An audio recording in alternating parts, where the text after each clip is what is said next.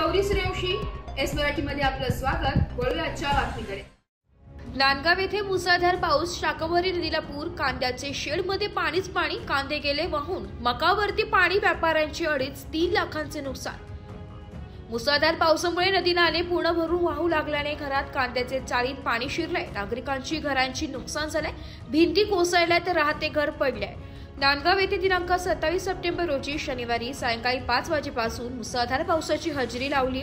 परिसरात रात्रभर कधी मध्यम तर कधी मुसळधार स्वरूपाचा पाऊस चालू होते।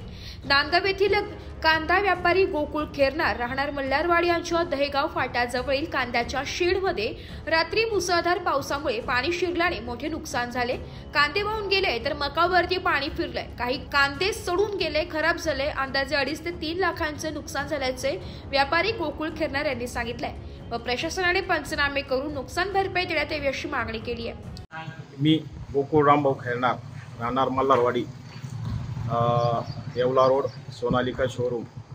रात्री कालपासून इतका जबरदस्त धुवाधार पाऊस झाल्यामुळे रात्री आम्ही आमच्या शेडवर आल्यानंतर बघितल्यानंतर तर पूर्ण मका, कांदे वगैरे सर्व शेडमधले वाहून गेले। लवण इतका जोरात होता, पाऊस इतका जोरात होता का त्याची काही सीमा नव्हती। एकदम म्हणजे हद्दीच्या बाहेर नुकसान झालेले। 2.5-3 लाख रुपयाच्या रेंजमध्ये माझं नुकसान झालेले।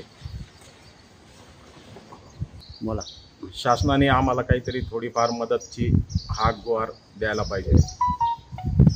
एस मराठी न्यूजसाठी जिल्हा प्रतिनिधी विजय बडोदे, नांदगाव।